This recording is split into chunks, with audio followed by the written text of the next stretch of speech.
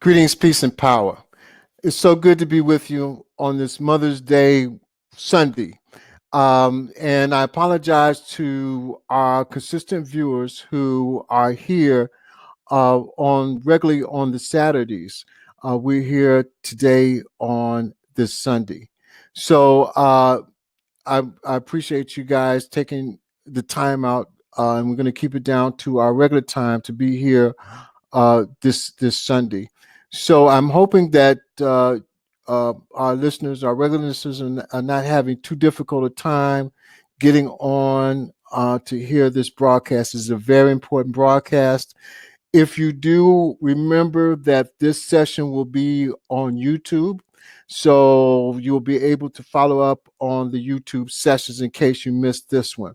This is a very important session because this deals with an area that we have never talked about before.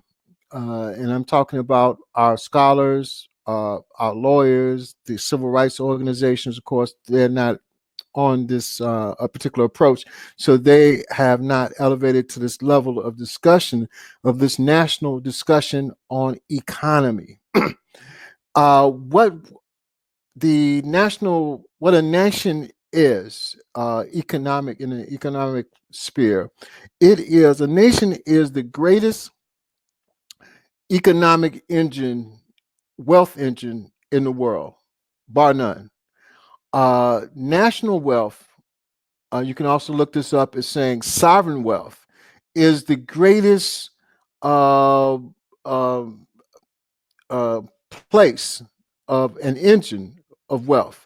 And so we're talking today about our wealth and the wealth of the Afro-Descendants in the United States, the largest tribe, international tribe, indigenous tribe in the world, has a tremendous wealth possibilities. And of course, those who have been our historic enemies have sought to deter our economic viability in every way they could. Exclusions from banking funds, exclusions from housing, exclusion from mortgages, all of these different things, different financial attributes they have tried to foreclose to us. And now we are in a peculiar and a crucial time because the white think tanks, just like our think tank, are working overtime to make sure that their prospective peoples are accounted for. And so the white think tank has put together a model of economics that will bring us down to zero wealth in the next 5 years. Their economists, at least publicly, have said, and I'm going to show you a video of exactly what I'm talking about, because a lot of us don't really understand economics, but we do understand that we're in a fix through gentrification. That despite what Donald Trump says, that we have the lowest employment rate, we are the most underemployed, and we have the highest unemployment rate in the country by far. In Chicago, which is the place that I'm from, 45% of our youngsters between 20 and 24 are unemployed and have not graduated from high school. That's a recipe for disaster that is not talked about in the economic circles, public economic circles. But we know, as we look into our communities, that we have vast pockets of poverty. And this is going to increase in the next 5 years because of this thing called artificial intelligence. The robots are here. What that means is that in the next 5 years, within the next 5 years, it may be sooner, the next 3 to 5 years, there's not going to be any Uber drivers. There's not going to be Lyft drivers. There's not going to be any fast food employees except for a few. The manufacturing jobs have turned to robotics. The Uber and Lyft cars are going to be manned by remote control. So there's not going to be any Uber jobs. There's not going to be Lyft jobs, because these are going to be uh, driverless automobiles that are going to be run just like I'm talking to you right today. They're going to be run by a control center, and they're going to be run by remote control. The manufacturing jobs that you and your parents used to have, they are being considerably downsized because of robotics. So this means that if our people, and they have been undereducated, which they have been, which we are, because of the warehousing that's being taken place right now, and was taking place while we were going to school, in our high schools and our elementary schools, which is really subpar education that doesn't give us a competitive ability to even go to college or to go to graduate school, or those things. They have been we have been excluded from the economy, and so in the next 5 years we are supposed to go, according to the calculations, uh, new calculations, because of artificial intelligence, down to zero wealth. And I'm going to show you a video, and this video is not done by us. It's done by the Institute of Studies Policies, which was really put together about 25 years ago by some members of the government and State Department. And it's their facts and figures that say that we are going to be zeroed out economy wise if we are not smart enough, if we're not wise enough to nationalize our economy. So we're going to be talking about how we are going to nationalize our economy. Um, and this is what this broadcast is about. We are going to we're looking now, and I just got off the phone with one of our lawyers. We have the Afro-Descendant Nation has considerable legal support. We have other lawyers. I happen to be the lawyer that is dealing with education. I'm your law professor. I am entrusted with the duty to educate you, which is what these broadcasts and what the Institute is about, and the reason why I founded the Institute, because that's my wing, is to educate. Their jobs are in economics, and we have just talked about, and also the putting other layers on the nation. We need a judiciary branch. A judiciary means is that as we nationalize areas, as we come into these, and we're going to talk about how our training trains for facilitators, and we're looking for 400 of our brightest Afro-descendants that I can train, that the Institute can train. We have other professors as well. Professor Elena Porter will assist me in training these online sessions. And these online sessions would allow you give you the knowledge to organize your cities, to organize when I say organize your cities, I'm talking about organizing an election apparatus. The way that power is transferred from one people to another people is by consent. And so we are putting in election apparatuses in different cities. Detroit, we have picked out about 20 different cities in which we can put election apparatuses in place. Every 4 years, every 2 years, or whenever your city council holds an election, every 4 years when the United States holds presidential elections, every 6 years, I believe it is, when the senators hold elections for senators. These elections are the expressions of consent to govern, because under international law, under human rights law, the human being is born with free will, and we have to give a government consent to govern us. So what we have done is to put, because of that understanding, we have are putting our own election apparatuses in our cities. And this is what we are training the state facilitators to do. So this summer session is just a beginning. The entire program is going to take about 2 years uh, to truly train you of how to operate your city, whether it's Detroit, whether it's Chicago, whether it's New York. And these are, and in the municipal areas, these are certain areas of the cities. And, in certain, we occupy certain areas of the city and have historically occupied them for some time. And our indigenous attachments go back further. We had Dr. Clyde Winters on last week, and he explained how we are indigenous to the land, and so that the land base in the Americas really belonged to people, our ancestors, our ancient ones who first settled this land. And next week, we're going to further that with another one of our doctors, another one of our professors, Dr. David M. Hopetep. He has a book that it's titled "The Africans Were the First Americans." That's the name. The Africans were the first Americans, and he's going to explain to you our attachments to land. Attachments to land is very significant when we talk about economics, and that's what this broadcast is talking about. The business of nationalization, the economy, the economic reality of doing what we're doing.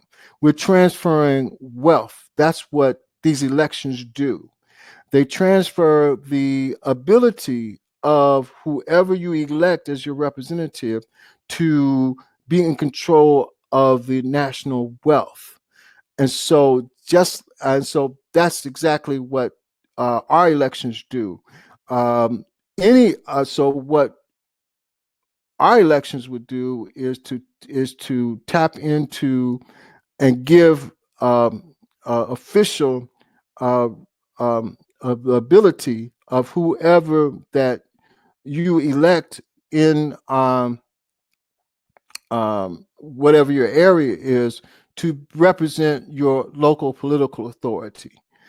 So there's going to be several elections. The first election is your election of status, and that's where we're at right now. That's why it's very, very important to get in those declarations.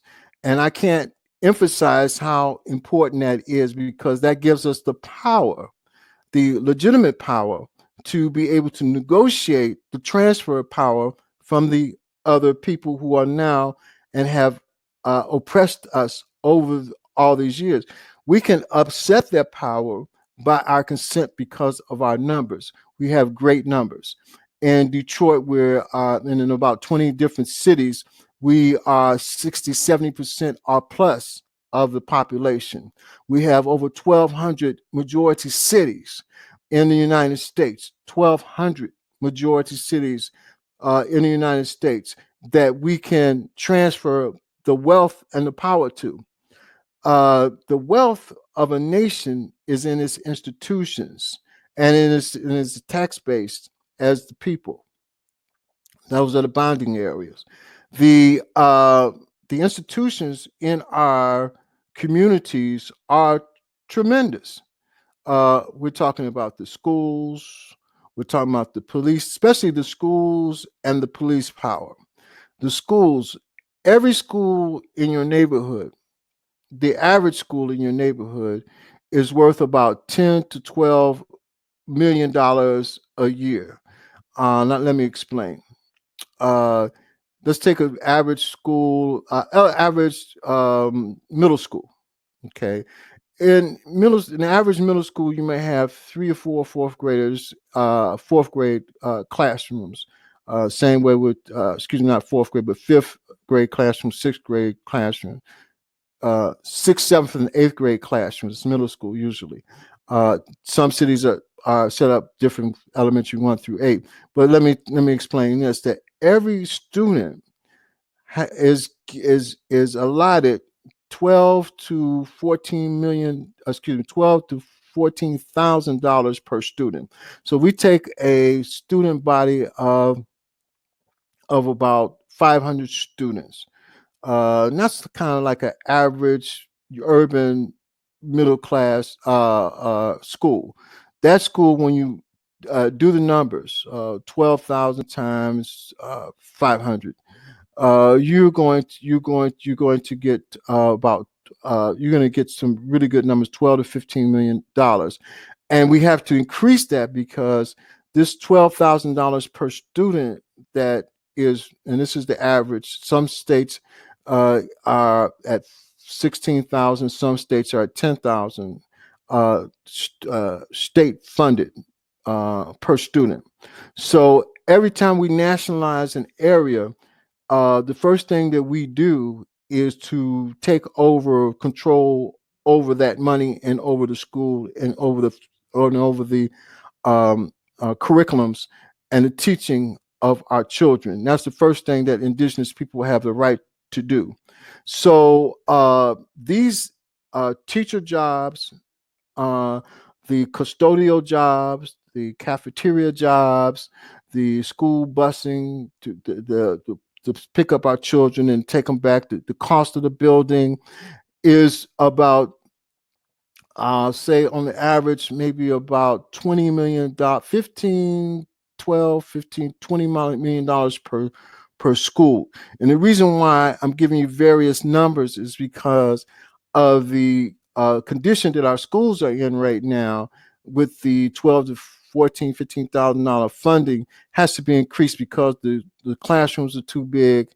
And we're going to have to break it down to where we only have 20 or less children in each class, because our children are behind.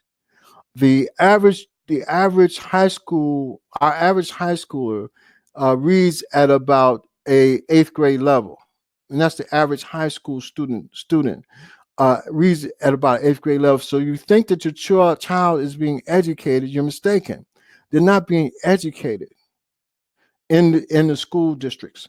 So as we form our own school districts, as we nationalize, we have to have, and so, a lot of our national funds are going into rehabilitation, or restorative, what they call restorative justice.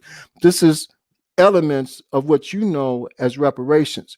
So these restorative funds, to restore our children, rehabilitate their children, we have to up the ante. We have to make the schools in our neighborhood look like all of them look like LeBron James' school. We love that brother. He's done a fantastic job with his school in the Cleveland area. Computers, they get free backpacks.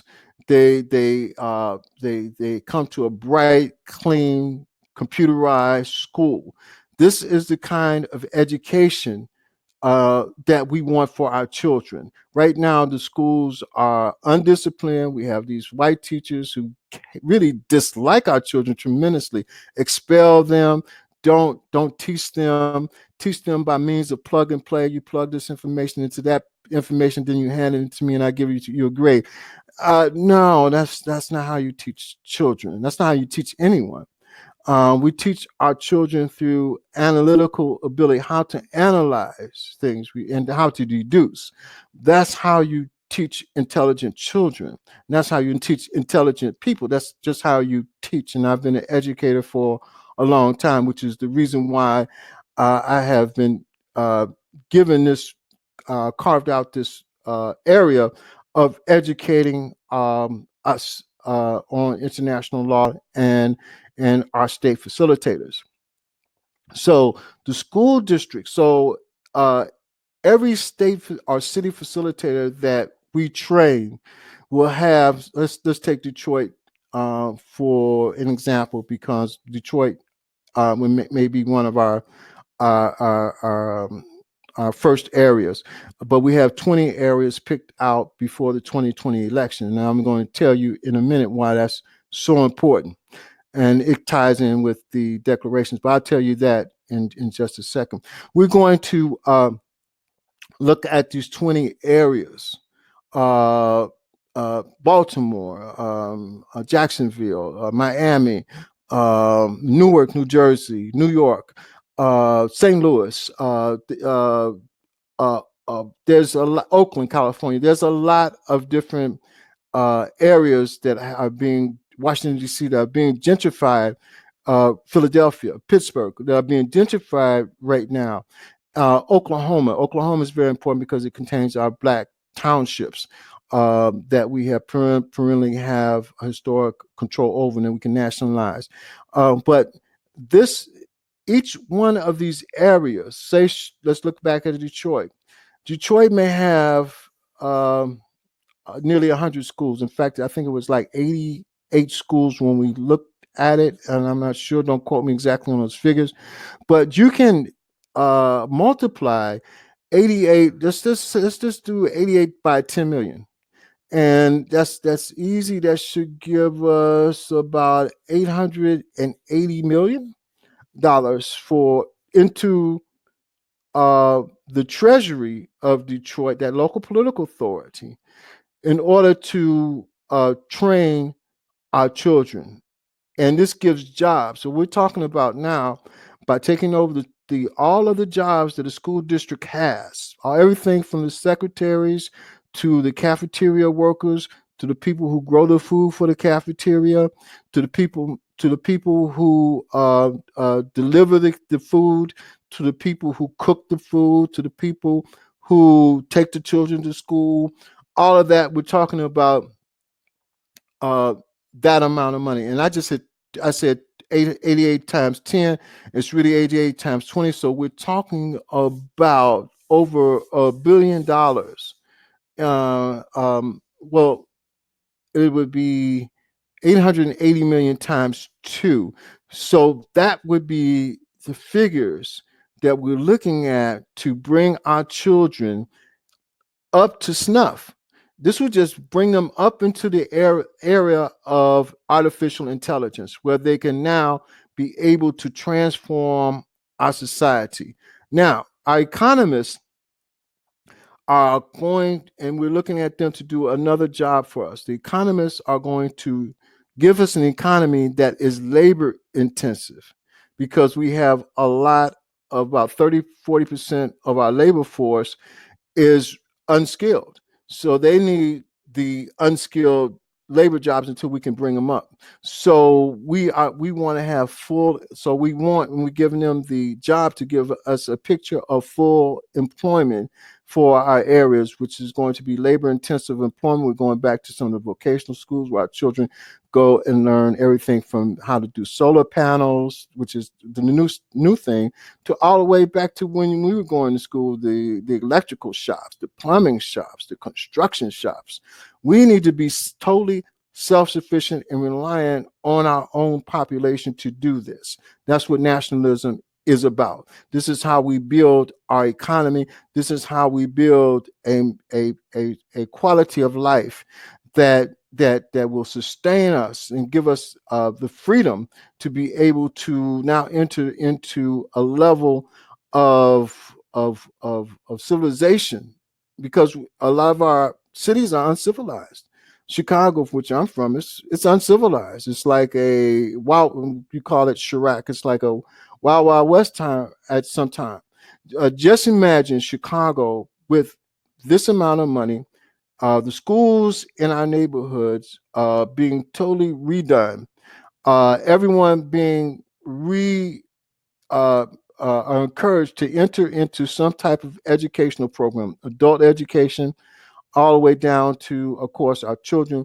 We have programs where even pre-K, we have a curriculum that can teach our children between 3 and 5 years old. Let me give you this again: between 3 and 5 years old, how to read. Presently, our 12th graders are reading like 8th graders.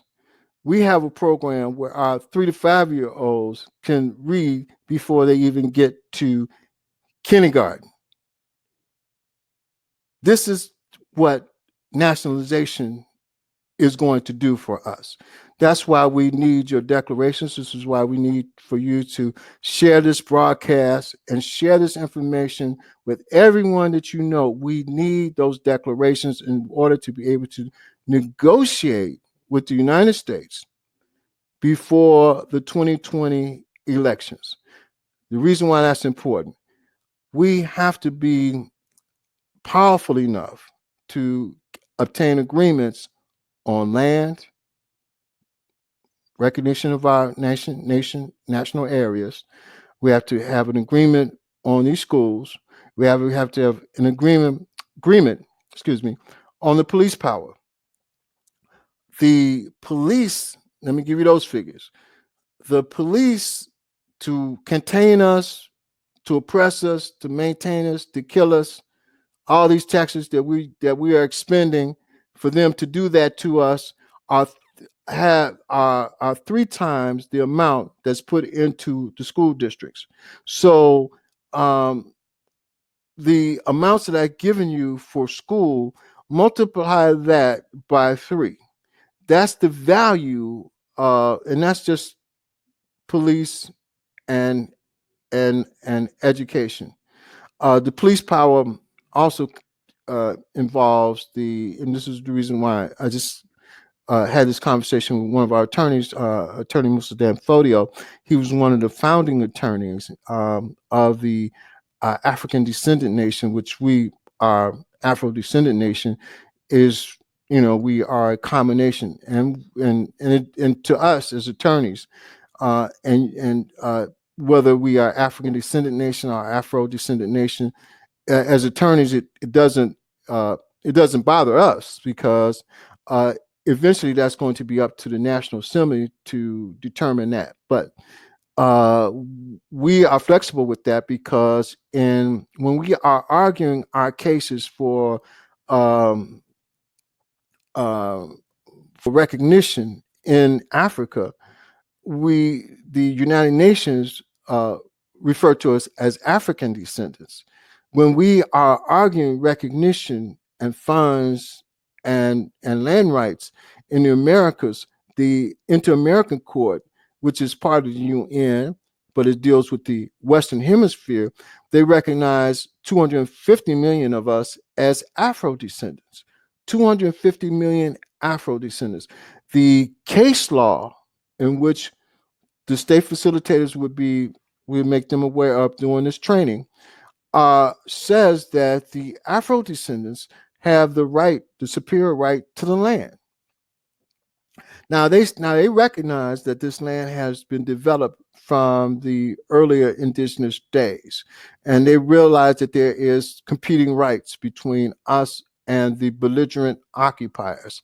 The belligerent occupiers under international law are the invaders, so the colonials.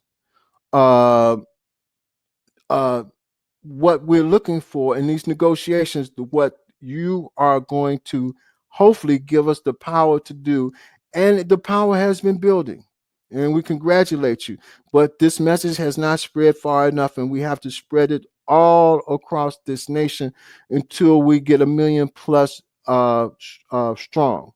This gives us the ability to choose the next president of the United States. When we get into that posture of being able to choose the next president of the United States, this gives us tremendous ability to make agreements with those who want to be president, those who want to be senators, those who want to be governors in our states. We can make agreements. We're going to set an agenda. These are agreements, written agreements on funding.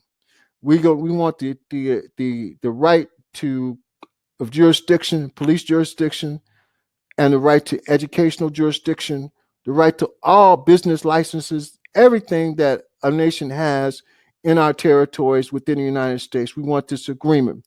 This agreement is called a free association agreement. The United States has other free association agreements. Don't think that this is new with the United States.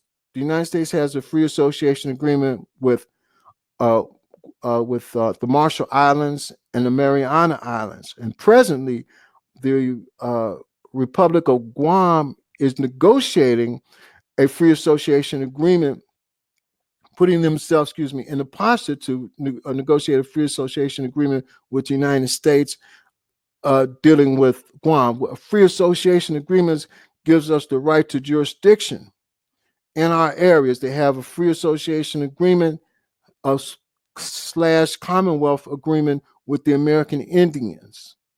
This is the reason why on the reservation, that's and that's a weak agreement, by the way, because the reservations are known as federal land. These areas that we occupy are going to be our lands. And that Bureau of Indian Affairs and all that, that's for people that don't have the numbers that we do. The half Indians, some people call them, I call them Caucasian Indians. They're Indians by paper. They don't have the indigenous lineage that we have. They've been, because of the Dawes Roll, or because the one drop rule, or because of the way that the U.S. does their census, they acknowledge that these, Caucasian mixtures are indigenous people. And it's only about 2 million Indians. 2.1 million Indians. 75% of them are not even Indians. I mean, they're these paper Indians. So there's about 600,000 Indians. And I don't want to say full-blooded, because there's no such thing, because an Indian, just like a Mexican, just like we are not. We're admixtures of different people in different circumstances that have made us a distinct people. So let's say 600,000 Indians that can be, cognitively recognized as kind of real Indians, and that's not scientific, but you know what I'm talking about. We outnumber them like about 60-1. So we don't have to kowtow to the Bureau of Indian Affairs or to the Department of the Interior. We just don't. We are who we are. And so we have to have the power to be who we are. That power to be who we are gives us the power to negotiate these agreements with the United States, free association, free market agreements, where we're controlling our areas, where we have ports. Detroit is on a port. A lot of our Gullah Geechee areas, I'm Gullah Geechee. A lot of our Gullah Geechee areas are on the southeastern Atlantic seaboard port. This gives us ingress and egress internationally. This gives us tremendous opportunity for wealth and trade with. Then we have the other Afro-Descendants in the Caribbeans and in South and Central America that we can trade with. We can get bananas from, we can get rice from, we can get grapes. This will build the power of our nation and take us from zero wealth into the 12th.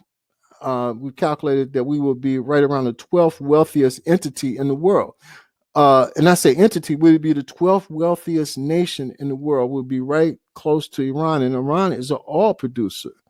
We would have that much wealth.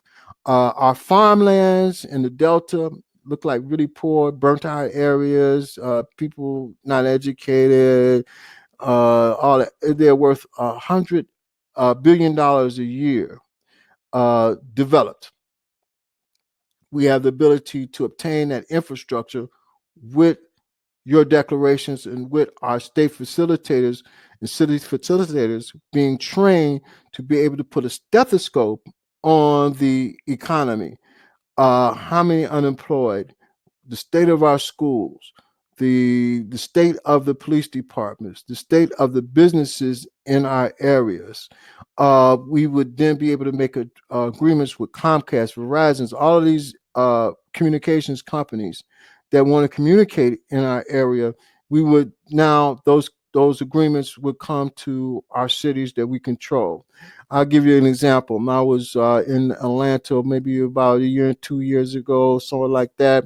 And I was in downtown. I was working with my brother, who's an attorney down there, and was looking at looked like a warehouse building that was in that downtown area, and it was like half done, and it cost the building itself cost about 1.1 million because it had to be rehabilitated. It was a big building, but it had to be rehabilitated.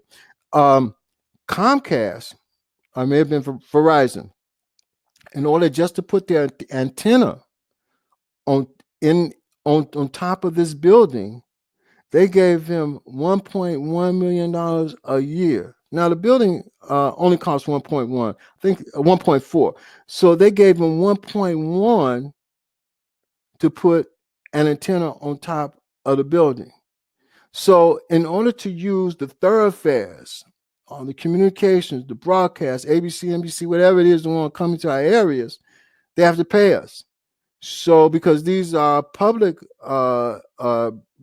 broadcast channels, so being a nation is, especially inside of a superpower that we built, by the way, is the best thing that we possibly can do. However, we're in a critical stage right now because of these white think tanks have reduced our ability, our wealth ability, to $8. In Boston, an Afro-Descendant is worth only $8. Has it? When I say worth, I don't mean as far as personal worth, his personality, but his wealth is net worth. That's the connotation. Is only $8. Is worth $8. Now I'm going to show you exactly what the economists have deduced in our areas. This is again, this is a video, and I'll be right back after the video. I want you to take a good look at the video. I'll be right back after the video. And this video is concerns the wealth divide and what we're faced with.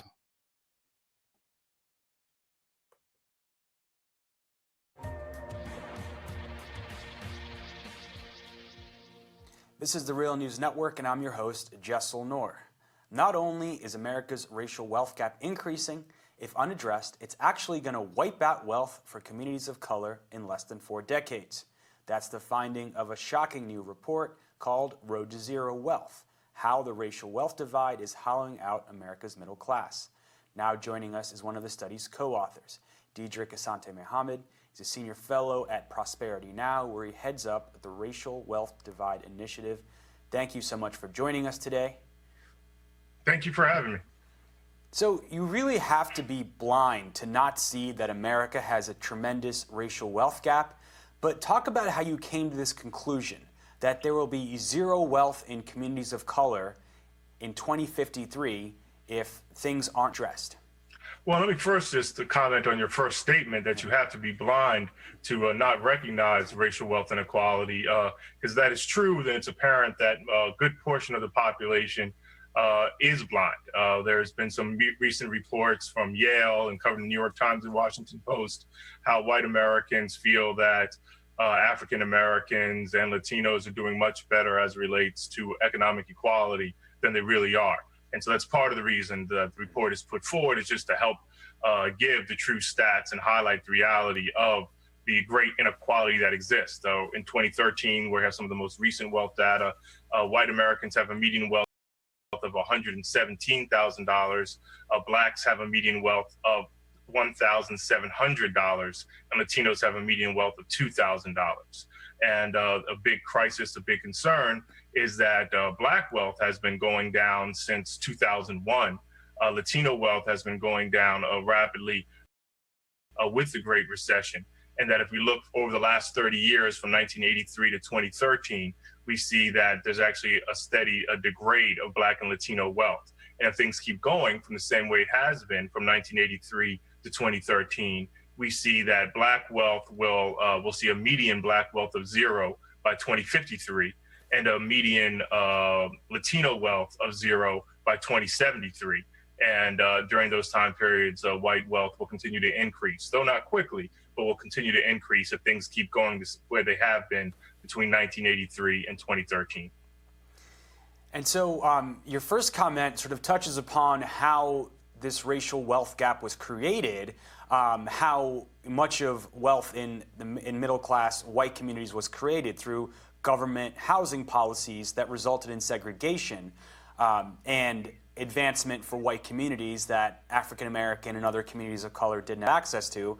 And that sort of resulted, one of the byproducts of that, or one of the, not even byproducts, one of the intentional results of that is this dramatic segregation we see in our society, so that people don't have insight into how other communities are doing. Yes. Can you talk a little bit about that as well? Yeah, I mean, I think there's a lot of myths out there that lead us to having a wrong understanding of how the world functions. I think most people don't understand that the country hasn't historically always been a predominantly middle-class country. That really arose building off of the New Deal following the Great Depression, and with the development of GI Bill and a very, very strong economy in the late 40s and 50s post World War II. And so, it wasn't until after these programs had been implemented and there was massive investment into a middle class that you see whites becoming majority homeowners for the first time and creating this broad, fairly prosperous middle class, which was a white middle class. Because obviously, when you're having policies in the 40s and 50s, even if at the federal level they didn't say that African Americans or people of color couldn't participate, they were implemented in a very segregationist manner. You had outright racial discrimination in the law, through the 60s. And so we had this massive investment in a time of legal segregation, legal racial disenfranchisement, which meant that the resources, and it's been estimated that more money went into the creation of the American middle class during this time period than went into the rebuilding of Europe after World War II. So we're talking about massive amounts of funds that went to and it was very successful. It created a very strong white middle class. And the challenge today is that as the population of the country increases to include more and more people of color, we're finding that the largest groups in these people of color, Latinos, African Americans, a smaller group, Native Americans, have never attained that financial security, which really is wealth, which allows you to be in the American middle class. And that's where we are today, with great disparities, even among African Americans and whites who are making the same amount of income. We see massive amounts of wealth disparity. One other thing I'll highlight is that even in terms of education, we see that whites with a high school degree make more wealth than blacks with a 4-year college degree. They have more wealth. So again, the disparities go up and down the economic chain for African Americans and Latinos, as well as the educational ladder. And talk about some of the institutions and factors that continue to drive this increasing racial wealth gap today. We know, obviously, mass incarceration, unequal access to education. There's lots of different systems in play here, but what do you think are the biggest drivers of this? Sure. Well, I think one thing it's important to note is that the economy over the last 30 years has been much more of a regressive economy. Even for whites, you see a greater concentration of wealth among the top. Part of the challenge is, though, that even low-income whites have more wealth than the median wealth for African Americans. And so even in an aggressive economy, the white middle class is managing to hold on while kind of emerging Black, Latino middle class in terms of income is not finding that wealth stability. So there's an overall regressive economy that's happening. And then, I'll also put forward that, we spend over $650 billion a year in wealth and asset development. And that's a lot of money. And so we would think, well, this should be helping, those who are low wealth attain more of a middle class status. But the challenge with that $650 billion is most of that disproportionately goes to the wealthy. So we are actually investing in further concentration of wealth, and we're investing in maintaining and creating a larger racial wealth divide every year with the numbers of over $650 billion. So we could turn right side up this upside down tax system and make sure that wealth and asset development actually goes to low wealth communities instead of high wealth communities. So we know that the Trump administration is the wealthiest administration in history. Heading these different, cabinet positions are millionaires and billionaires that have made their fortune sort of plundering the middle class, what you're talking about now. So knowing this, knowing that extracting demands from them are going to be difficult, what should these demands be that people should be organizing around now to address this? Yeah, well, I mean, I think, one important piece I would note is that the Great Recession, allowed for a massive deregulation that kind of took advantage of a middle class that was being left behind, that, people who wanted to become homeowners for the first time and put into mortgages that they couldn't afford and then were leveraged over and over and over again by Wall Street to make much money off of these loans that were not created to actually sustain themselves. And so, one thing we got to make sure we do is that we don't deregulate again and go back to this kind of predatory economy where Wall Street actually can make a quick buck, but then get bailed out by the government. But the people who lose their homes are just left with massive wealth deficits. So I think that's one important piece. And then again, we'll point to the tax code. I mean, I think one thing that was interesting in the last election cycle was that both Trump and Bernie Sanders were talking about the need for raising taxes on the wealthy, and that the American economy has gotten away from this idyllic idea of a strong middle class economy that supported all people. I think a disappointing thing is that when President Trump has gotten into office, his rhetoric is not matching what is being discussed in the White House for reforms in the tax policy. It is looking like it'll just go further down this path, where right now the average millionaire is getting over $160,000 of value off of the current asset development policies, while the working class families only getting $200. So we have to be willing to fight that and actually fight for a much more progressive tax structure to make sure we maintain a strong middle class economy. And finally, the Trump administration has also set its sights on the estate tax, which tax wealth that is passed down, which is a lot of, which also helps perpetuate this wealth gap. Can you talk about the importance of maintaining or expanding that? Yeah, the estate tax, I believe sometimes people call it the death tax, conservatives call it the death tax. And, I think it's important to note that it is that, wealth that is transferred from one generation when they pass to the next would be taxed, and they want to cut that. But there's already, I think, a ceiling of none of this is being taxed unless it's over $5 million if it's from a couple. So, I mean, that's only the wealthiest of Americans that have over $5 million and then are going to pass it on to the next generation, and then will face this tax. So I think, we have to really be strong in saying, we're not going to worry about taxing the wealthiest Americans who are most benefiting from our society. We're going to actually work to make sure that we still create a society where we have a strong economy, which means we need investments in low wealth communities. And of course, that investment's should disproportionately come from the wealthiest Americans. All right. Well, we want to thank you so much for joining us, Diedrich Asante Mohammed. The new report is called The Road to Zero Wealth. We'll link to that on our website, therealnews.com. Thank you so much for joining us. Thanks again. Thank you for joining us at The Real News. We really don't have a choice. We either are going to be nationalize our economy and save ourselves, or be wiped out by gentrification, by the underachievement in the schools, to the point that we have zero wealth, which means that they have successfully returned us back to slavery, which means because we won't have any democratic rights. Poor people are powerless in a capitalist country. So we need a wake-up call for the Afro-Descendants. We know that most of us are not intelligent about taxes. And let's not say about taxes, because taxes are, but we're not intelligent about politics because we've been mistrained. We think that politics is just voting for someone every couple of years.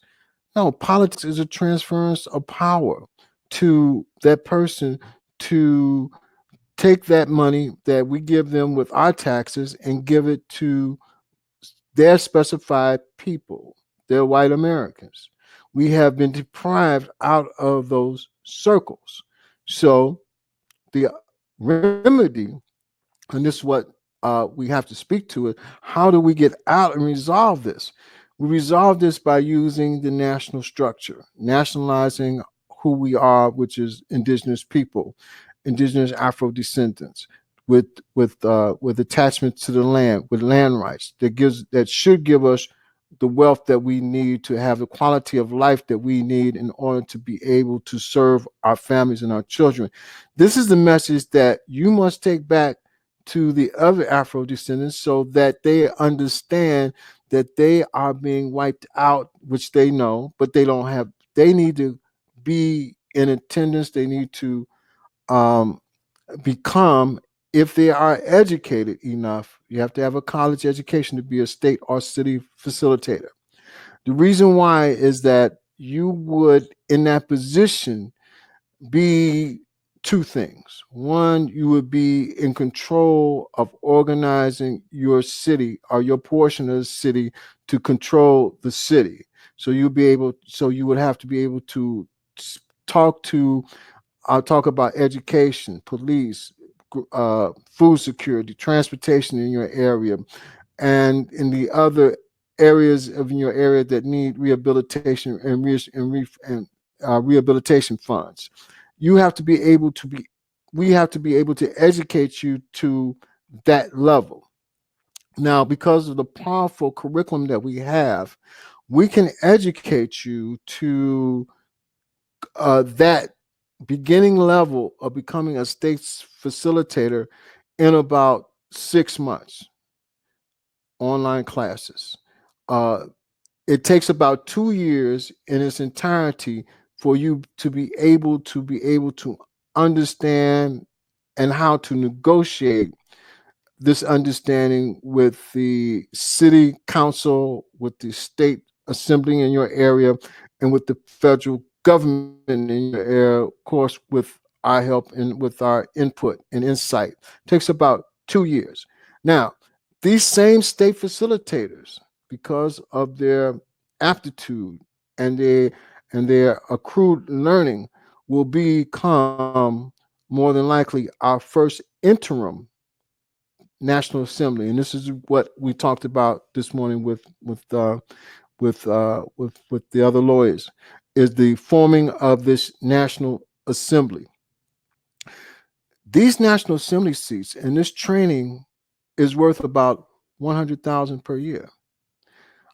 City facilitators that we train will be able to have anywhere between 60,000, depending on the size of the city, or 50,000 to 100,000 per year in salary.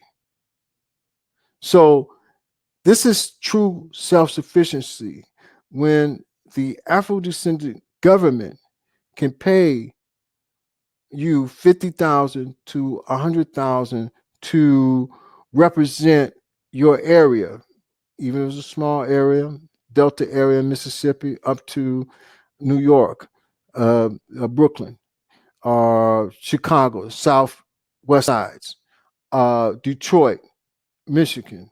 Uh, your salary will be 50 to 100,000 a year.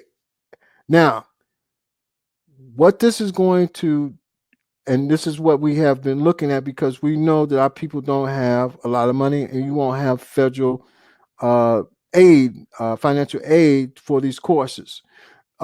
This beginning course will cost anywhere between, and the best we can do, the whole course is about $5,000, $5,400, but we have developed portions of and bites of the course where you can do $495 at a piece, $495 at a piece, and we can give you installment payments for those who we want to be state facilitators, and scholarships that would reduce your payments down to about $133, I think $134 per month.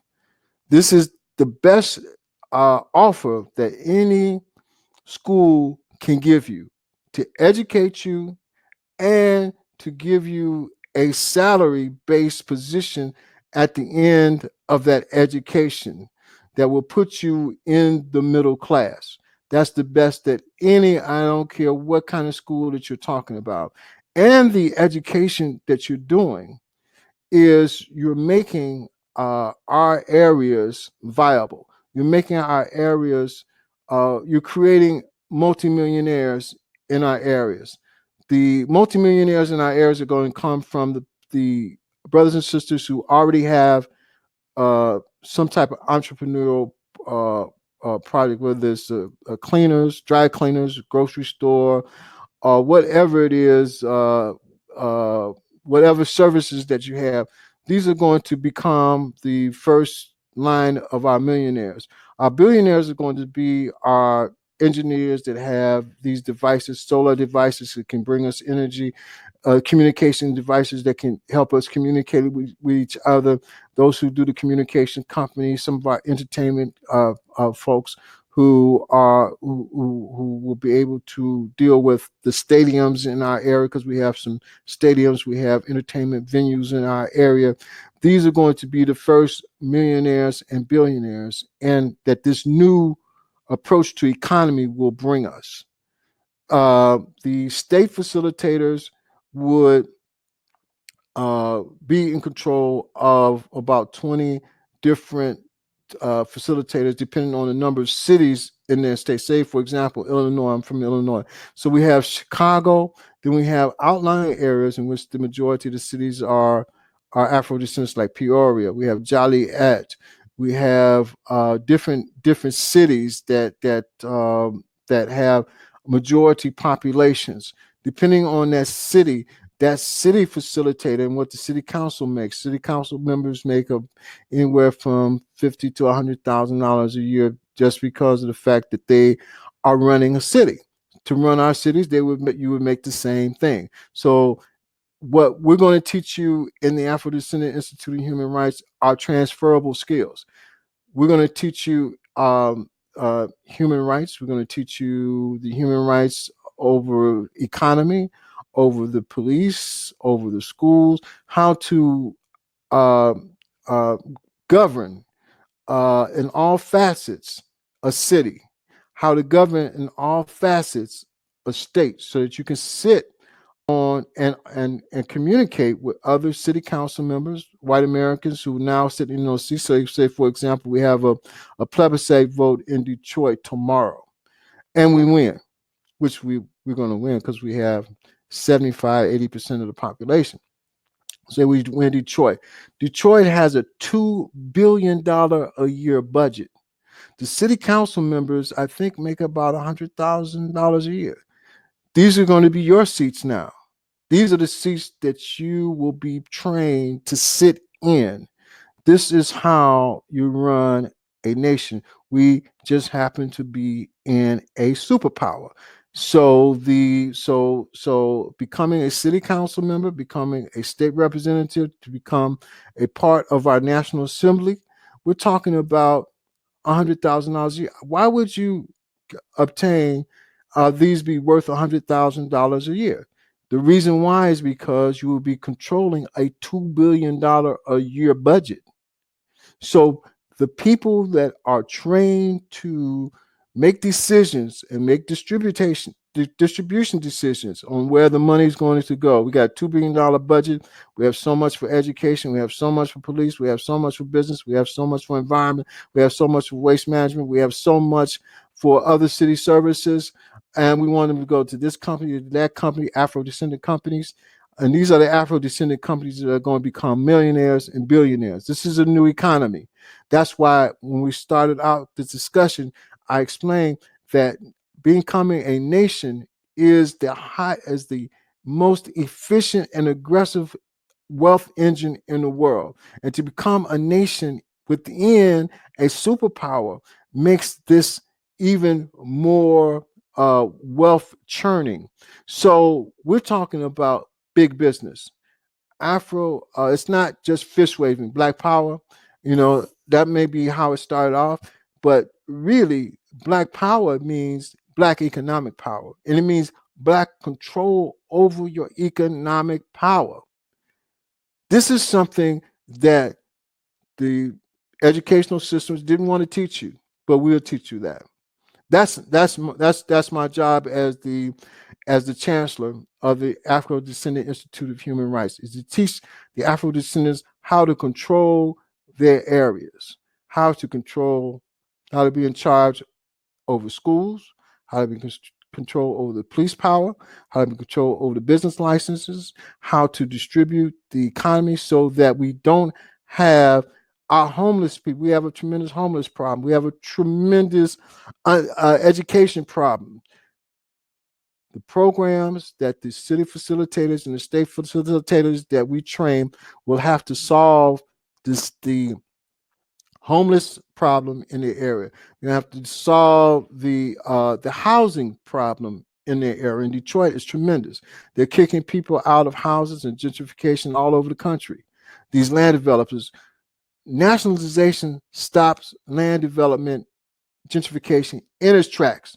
So if we have a plebiscite vote tomorrow in Detroit, we put the next day we put a moratorium on land developers and gentrification, because now they have to come to before us to be able to develop. And we would have to decide what neighborhoods and how and who and who's going to be employed if we allow them to develop. We may not allow them to develop. No, we already have our own developers. So you got to go to another city. We already have Afro-Descendants who have construction companies.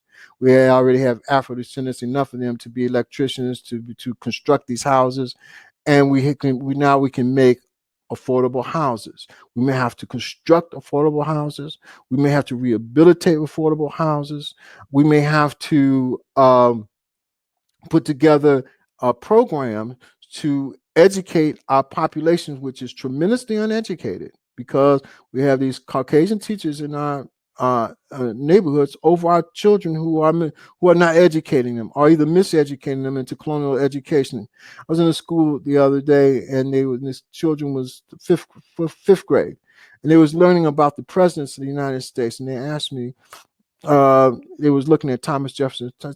I'm looking at Thomas Jefferson had a wife and they had 4 kids. I said, no, he didn't have a wife and he just 4 kids. He had a wife. He had a slave mistress. He was a slaveholder. He had a slave mistress, and he had 8 kids. I want you to look up Sally Hemings. Okay, I mean, look up Sally Hemings. Oh, Sally Hemings. And you see, I said, and I think Sally Hemings had about 12, 14. She had a lot of children by Thomas Jefferson.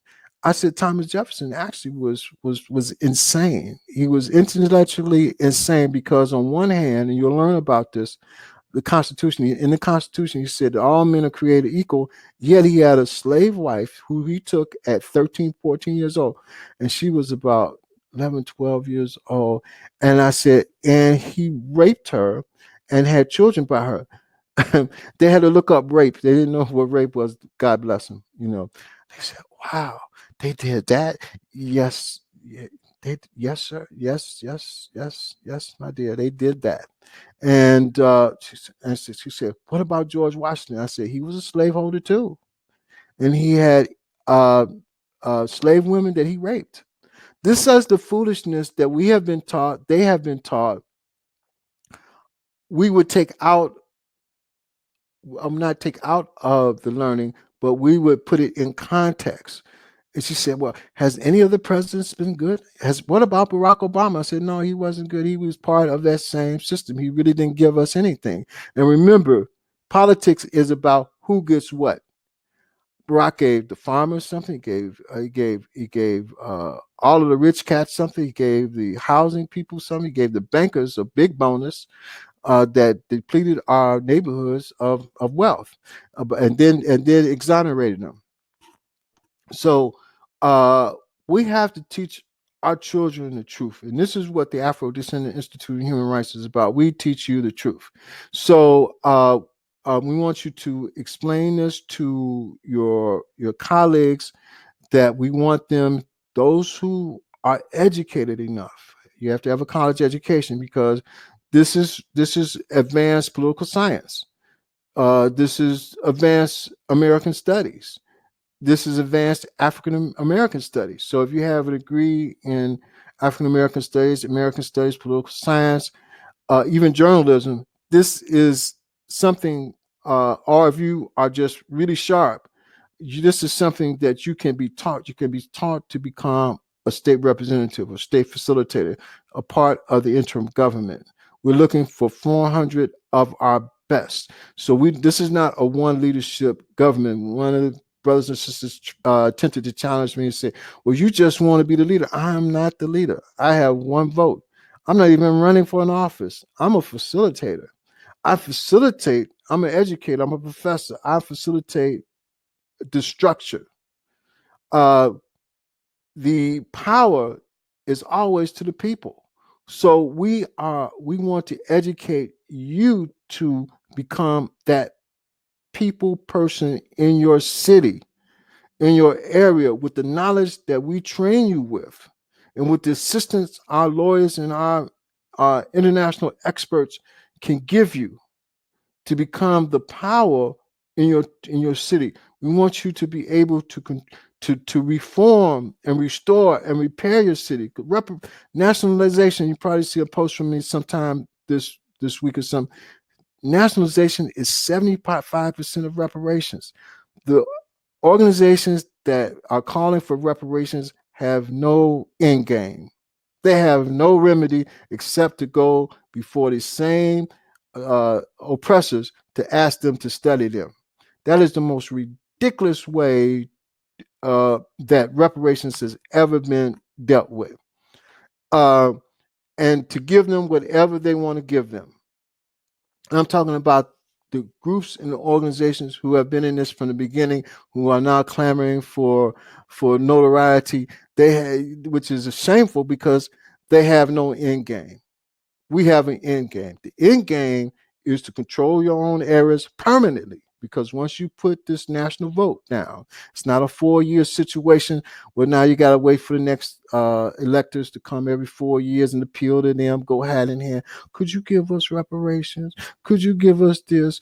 Could you study us? They've studied us to the point of nauseum. We now are studying them in the Afro-Descendant Institute. We're now studying how they oppressed us. We're studying their business licenses and who they give them to. When we take over Detroit, there's going to be a lot of corrupt people, a lot of money. Kwame Brown, the former Afro-Descendant mayor, he's not the only corrupt person in Detroit. We're going to uncover a lot of deals. And this is not our primary source. We're concerned with taking the money that is there and looking for the money that has been taken out, and to be able to solidify these resources to employ our people, to educate our children, and to be free for the first time in our existence. This is what the end game is. So if any of the other reparations groups, I don't want anybody getting an argument, because the Confederation, we want to confederate with these groups. We want to confederate with all of these groups, even down to the NAACP, which is the most notorious Negroes on the planet. You know that. The Congressional Black Caucus, more notorious Negroes. We have to confederate them or remove them from I don't want to say service, but we have to remove them from their positions and to put Afro-descendant legislators and put our assemblies there so that we can do well for our people. I'm not going to hold you. This is a subject that is very, has been my breathing and life over the last 10, 12 years, to put this program together, this nationalization program, not me by myself, with other lawyers and with other experts. We are now ready, if you are willing to give us the power to do what we need to do for our people. Next week, we're going to have on our presentation to you, we're going to have Dr. David Imhotep. He is going to explain to us our land rights. He's going to go all the way back to the beginning of the real founding of America, not 1492. We're going back 230,000 years to when the Africans first came and settled this area. And we're going to take it all the way up from the tip of South America, all the way up through Brazil to Central America, until we came into the Americas as Mayans and Aztecs, and formed the Yamasee and Ouachita, and then later on the Cherokee and the Chickasaw, and those, and we came into Baltimore and Chicago, which was formed by Afro-Descendant. Detroit was an Indian name, Afro-Descendant name. Chicago, Afro-Descendant name. Massachusetts, I got a brother here from the Massachusetts tribe. That's where they got Massachusetts from. We're going to take it all the way up because we're going to show you that we have a right to this land and this wealth that we just talked about. We want those of you, again, to enroll now. Save your seat, because the 400, I can't educate more than 400 on this go around. So the first 400, put $100 down now on reserve your seat. This summer session, you can take one course. You can take Introduction to Human Rights, $495. $495. You can take that course. You can take International Standards of Policing, that talks about the police power and how to do that. You can take this is going to be a popular one because you're going to have the some of our experts that you talked about, Dr. Winters and Dr. David Imhotep, sit in with us. We'll talk about national identity and democracy, and political identity in these plebiscites. That's going to be another course. So we're going to teach 3 courses, $495 a piece, this summer. But those who are sticking with us to be state facilitators will be with me, and will be with the other facilitators for about 2 years. And I say about 2 years because at the end of that 2 years, if you are a member or become a member of the, and you're chosen for an appointment as a interim part of the interim government, as a member of the National Assembly, then there's other additional sessions and courses on diplomacy, international diplomacy. One of our professors went to.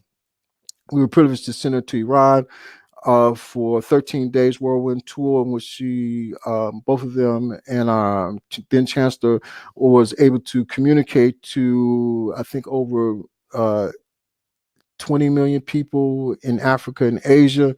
Was dealing with the unarmed police killings, but they were able to exchange thoughts and ideas with Iran and other countries. This gave them the credit that you have to have for your internship on international affairs. So because of their interactions and their fights and their discussions, and with their briefings when they came back to me, we were able to give them credit for international affairs.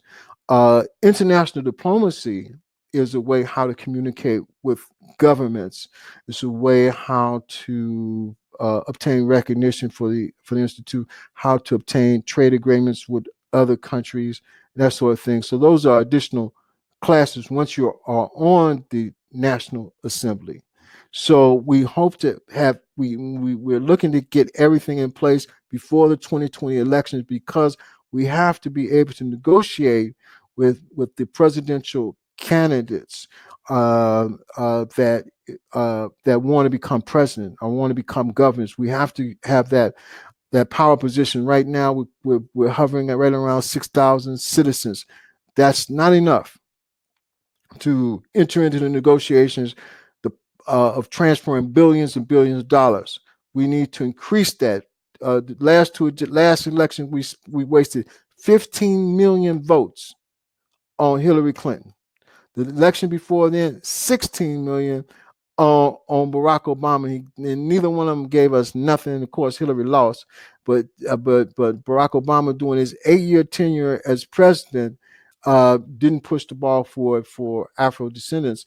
So if we can get 1 million of us to have some sense enough to be able to govern ourselves and to move this ball forward, we would be in position to negotiate billions and billions of dollars of transfer and have the dignity and well-being in this country enough not to get stopped for a traffic ticket and the heck getting beat out of us or killed, like Sister Sandra Bland.